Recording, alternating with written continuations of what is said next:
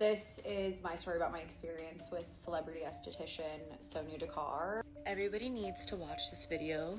Her name is Victoria Nelson. She was burned by Sonia Dakar. Her face was permanently damaged by celebrity esthetician Sonia Dakar, who in turn charged her thousands of dollars over the next several years, claiming she could fix it.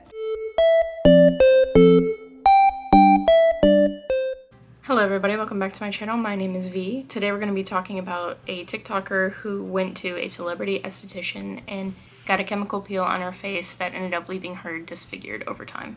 So the TikToker we're going to be talking about today is Victoria Nelson. She has almost 10,000 followers. This story went mega viral. It has 2.9 million views currently. She's talking about celebrity esthetician Sonia Dakar, who has been working in the industry, the skincare industry, since the 1980s.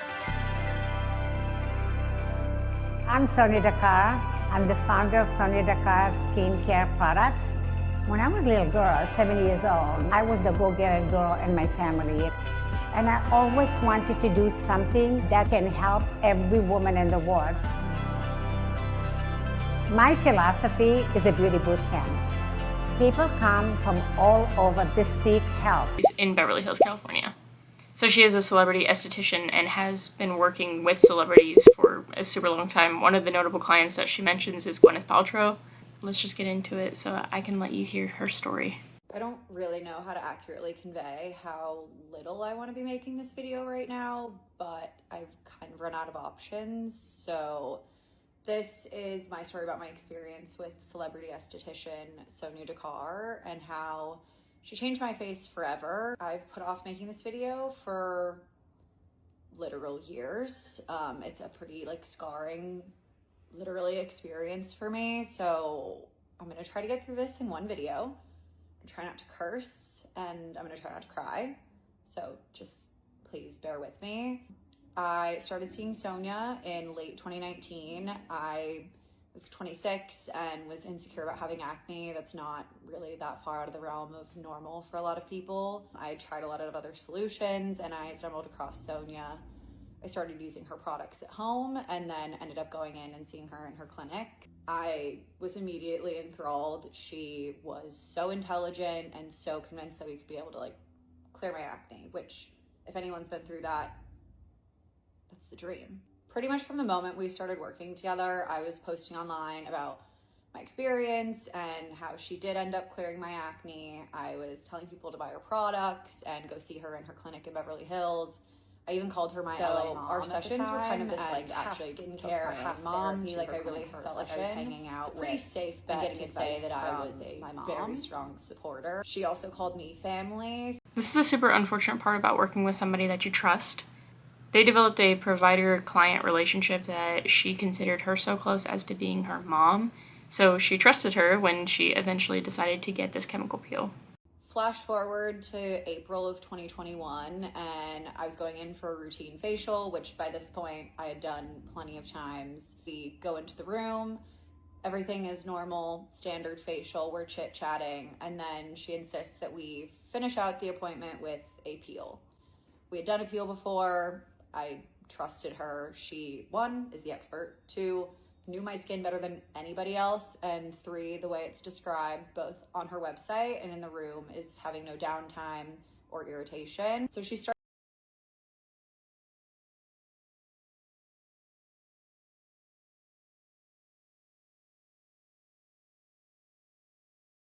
the treatment. The solution is a liquid solution in a dropper, and she starts by applying it to my left cheek, then my forehead, and then my right cheek, and a small drop actually landed just below my left eyebrow. I kind of felt this immediate burning and stinging, which if you haven't had a peel before, they can have a little bit of a bite to them, but this definitely felt different. My eyes started watering. I hadn't been given eye protection, so my tear actually wiped some of this towards my hairline. Pretty quickly after saying that it actually hurt, she rinsed it off.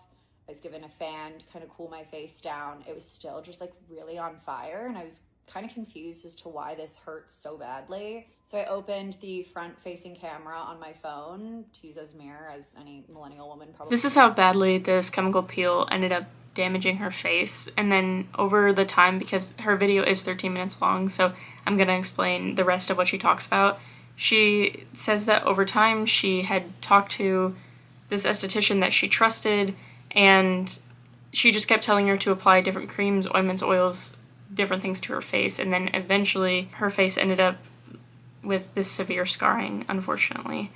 And a lot of people on social media are talking about this right now because we have to remember that estheticians, although they do have this work and are allowed to practice facials, they're still not dermatologists, they're still not doctors. And a lot of people who have talked about this have already stated that the chemical peel that she's using is most likely outside of the scope of what they're allowed to use. She used a stronger formula.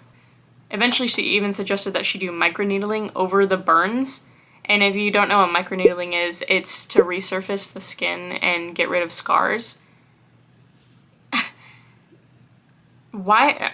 She suggested that because she's either not professional enough to take accountability for the fact that she burned her face, or she just does not care about this patient.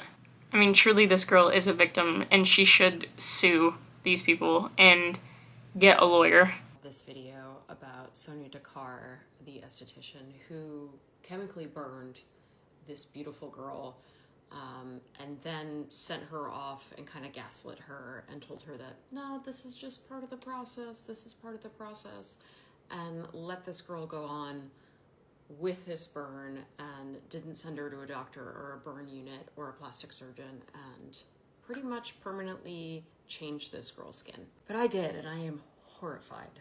I am horrified as an esthetician. I am horrified as a makeup artist, a professional celebrity makeup artist, and I am horrified as a woman because I think so many of us go through the experience of people not believing us when we're in pain and dismissing things that we're saying.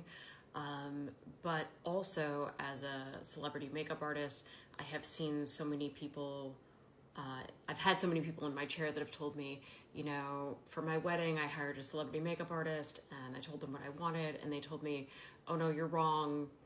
I'm the artist, I know better, and then gave me something I didn't want, so they weren't being listened to.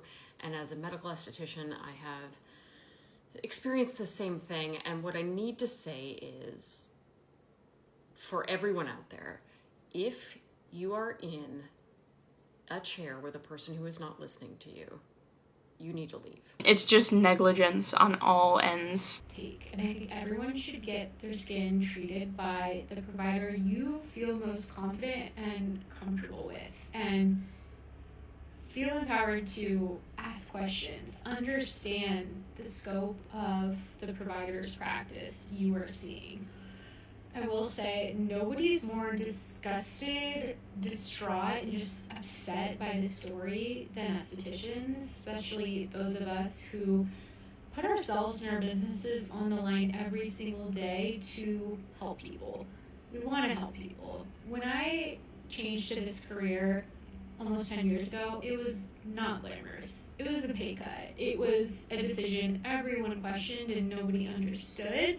But I wanted to help people so badly. I wanted to learn about skin and one day provide the care that I couldn't find in Western medicine. That's the thing too, is that there are good people out there. When it comes to every single job, there are good people out there. There are people who are doing it for the right things, and there are people who are doing it for the wrong things. And clearly this woman was doing it for the paycheck.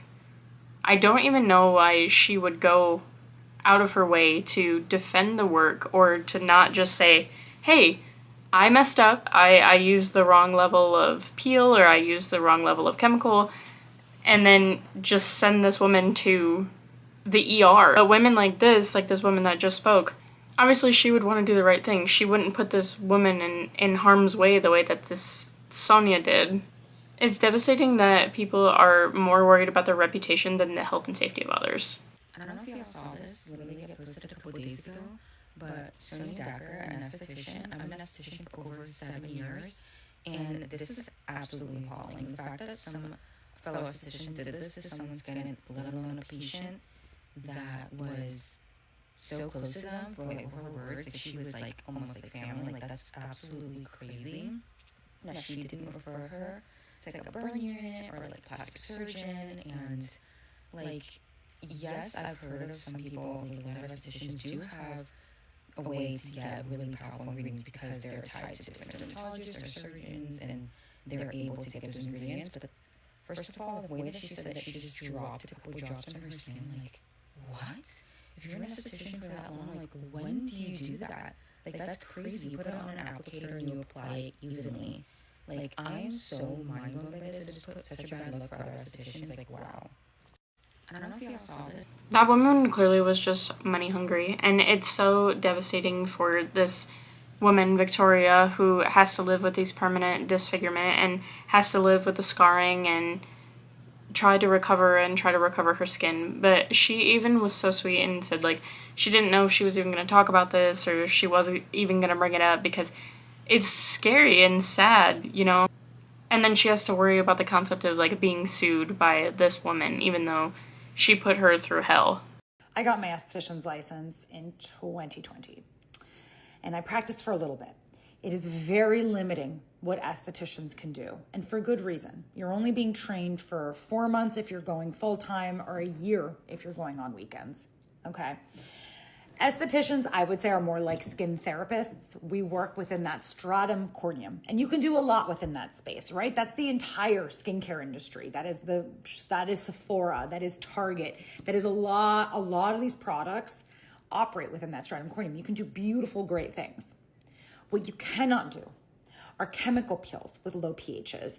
People wonder why I go so deep on why things work. It's because if you have a low pH chemical peel, it can start to really become dangerous. I don't know if anybody remembers in COVID, but people were buying these low pH chemical peels on Amazon, and they were burning their faces off. It's a big reason why we created Deliverance, the serum, because I saw so many people fucking up their barriers. And I was like, y'all need to slow down, and you don't need to go for these crazy chemical peels to get results. But regardless, this esthetician doing a chemical peel that very likely is not legal, very likely, because you cannot operate in these low pHs. That is for a dermatologist. And sometimes, in phenol even, very limited what you can do. The fact that this person was not immediately referred to a burn unit, not immediately referred to a dermatologist, and everyone's like, oh, well, like, she was offering, and the fact that she charged her for treatments to fix it, that to me is where it gets into a point, because everybody makes mistakes, how you handle the mistake. And so if you ever find yourself in that situation where you're like, this feels really bad, do not wait. Go to a doctor, go to a dermatologist, even if the person is telling you, oh, it's fine. Do not wait. I couldn't have said it any better myself. I mean, this story is sad and disheartening, but seriously, if you think that something is wrong, you need to take action and take it into your own hands. I know that she was in this super unfortunate situation, but she should have went to a doctor sooner or been referred, obviously, by this woman to go to a doctor. But let me know what you guys think about this, because this is an interesting story, and it really talks on the dangers of trusting the wrong person or not getting a second opinion on, like, your skin or the quality of your care. And people are money hungry and not trustworthy. I'll catch you guys next time. Okay, bye.